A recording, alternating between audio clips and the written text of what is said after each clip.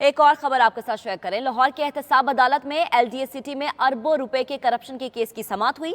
अदालत ने अहद चीमा के जुडिशल रिमांड में मजीद 7 रोज की तौसीह कर दी। इसी पर बात करेंगे अपने नुमाइंदे शकील सईद ने हमें ज्वाइन किया है। शकील, कहिएगा अदालत की जानिब से क्या रिमार्क सामने आए?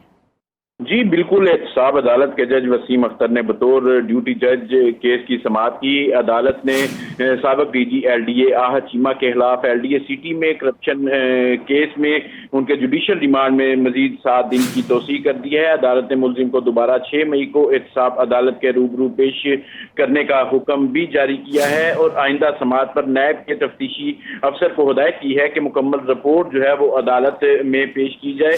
मुलजिम आहद चीमा को जुडिशल रिमांड के बाद आज एहतसाब अदालत के रूबरू पेश किया गया था।